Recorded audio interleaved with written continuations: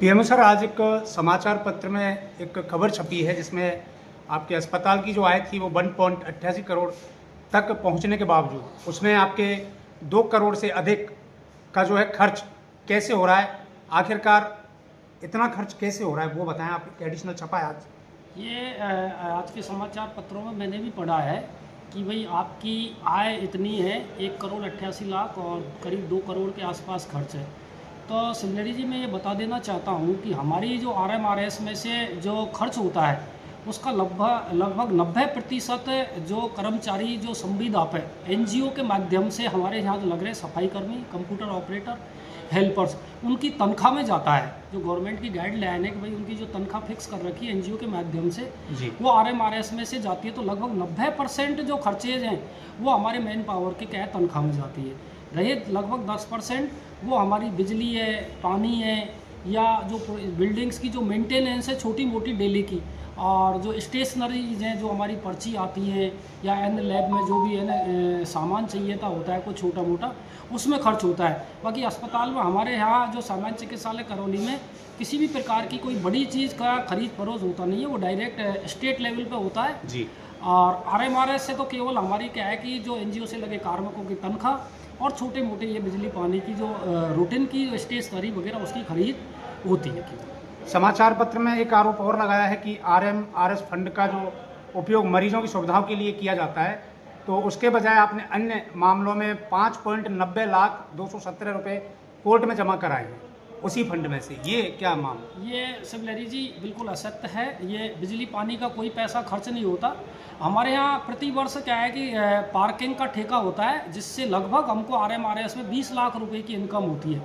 अभी पिछले टाइम ठेकेदार द्वारा किसी आदमी से 10 रुपये अधिक वसूलने के कारण उपभोक्ता में हमारे अस्पताल प्रशासन पे जुर्माना लगा और हमने उसी RMRS से जो हमारी पार्किंग की जो ठेके से आमदनी हुई, जैसा कि माननीय कलेक्टर साहब हमारे RMRS के अध्यक्ष होते हैं, उन्होंने भी इस चीज़ को क्लियर किया है उसमें समाचार पत्र में।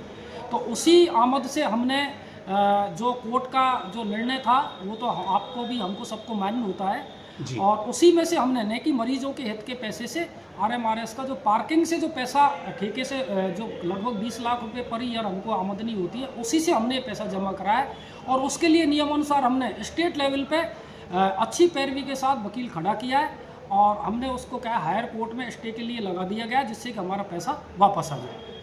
एक उसमें बताया गया है कि संविदा कर्मी जो लगे हुए हैं उनको कम करने के लिए पहले से एक आदेश आपके पास आए हैं, लेकिन उसमें कम नहीं हुए, तो इसलिए भी एक खर्च बढ़ना माना जा रहा है। माननीय कलेक्टर साहब की मीटिंग में ये मौखिक आदेश भी मिले कि भाई अपन RMRS का जो खर्च ज़्यादा हो रहा है उसमें कार्मिकों को कम कर सकें।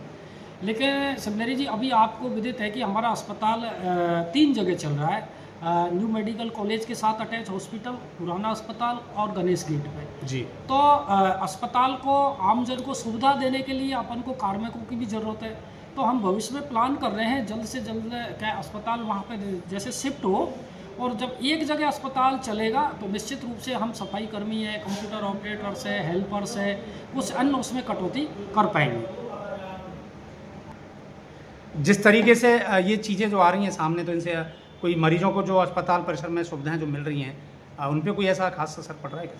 सिमलरी जी, आप देख रहे हो पिछले 2 साल पहले भी आपने अस्पताल में देखा होगा कि, और आम पब्लिक से भी निवेदन करूंगा कि 2 साल पहले का अस्पताल और आज के अस्पताल में जहां भीड़ बढ़ती जा रही है उसके बावजूद भी हमने बिजली, पानी, अन्य जो पहले अस्पताल में लोग पानी को तरसते थे, आज आप देख रहे हो 24 आवर सभी मरीजों को क्या ठंडा पानी।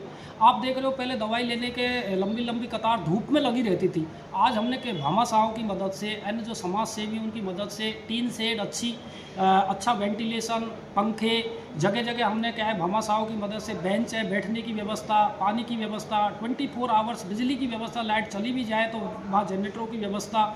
नए अस्पताल में आप देखोगे 2 साल पहले आप देखोगे लोग 5-5 दिन तक पानी को तरसते थे, आज 24 आवर ठंडा पानी आपको पीने को मिलेगा। डक्टिंग सिस्टम आपको देख रहे हो कि मरीज़ के परिजन और मरीज़ आपको AC में बैठेंगे हमेशा के लिए, वो सारी व्यवस्थाएं हम इसी फंड से, और हमने मैक्सिमम जो AC डक्टिंग का सिस्टम या टीन शेड है समाज सेवी और भामाशाहों की मदद से क्या है कि करवाया है, जिससे कि हमारे RMRS पे और सरकार का जो बजट है उस पर कम से कम लोड आए। जी, धन्यवाद सर।